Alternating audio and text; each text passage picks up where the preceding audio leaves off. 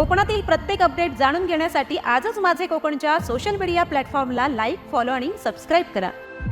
मुंबई गोवा महामार्गावरील गडनदी पुलावरून कुडाळच्या दिशेने भरधाव वेगाने जाणाऱ्या ट्रकने दुचाकीला धडक देत फरफटत नेले। रात्री 8:15च्या सुमारास ही घटना घडली आहे। या 10 वर्षांच्या मुलासह दुचाकी चालवणारी आई गंभीर जखमी झाली आहे। घटनेचे वृत्त समजताच माजी जिल्हा परिषद अध्यक्ष गोट्या सावंत, माजी नगराध्यक्ष समीर नलावडे यांच्यासह नागरिकांनी महामार्ग रोखून धरला। हा ट्रक गोव्याच्या दिशेने जात होता, तर दुचाकीवरील आई आणि चौथीमध्ये शिकणारा मुलगा हे हळवल येथे जात होते। हळवल फाटा येथे ट्रकने दुचाकीला 25 ते 30 फूट फरफटत नेले। त्यानंतर ट्रक थांबवून ट्रक चालक पसार झाला। या दरम्यान ज्येष्ठ पत्रकार आबा खवणेकर आणि त्यांचे सहकारी कुडाळच्या दिशेने जात होते। त्यांच्या ही बाब लक्षात येताच त्यांनी तातडीने अपघातामधील जखमी आई आणि तिच्या मुलाला आपल्या कारमधून शहरातील खासगी रुग्णालयात दाखल केले। मात्र दोघांचीही प्रकृती गंभीर आहे।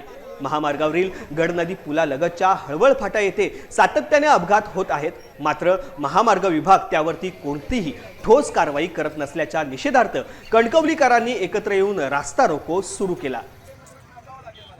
हळवळ फाटा या फाट्यावरती वारंवार या ठिकाणी अपघात होतोय। आम्ही आमच्या फाउंडेशन मार्फत आजपर्यंत प्रत्येक अपघातग्रस्त या आम्ही लोकांना आजपर्यंत मदत करत आलेलो आहोत। इथून पुढे आम्ही करू।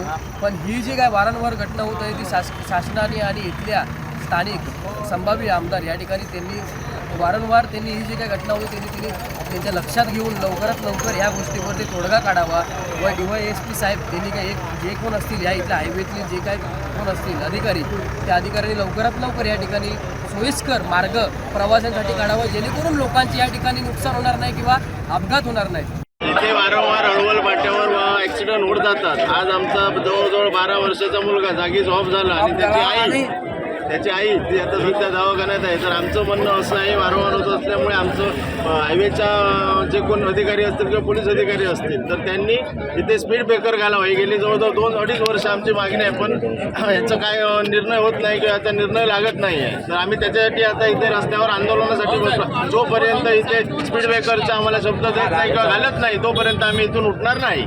आता जो ॲक्सिडेंट कणकवली गडनदी हळवलच्या फाट्यावर कणकवली गडनदी त्यामध्ये एक महिला आणि एक छोटा मुलगा जबरदस्त ॲक्सिडेंटमध्ये जवळजवळ कर्नाटक पासिंगच्या ट्रकने 200 मीटर फरफटत त्याला 200 मीटर नेलं।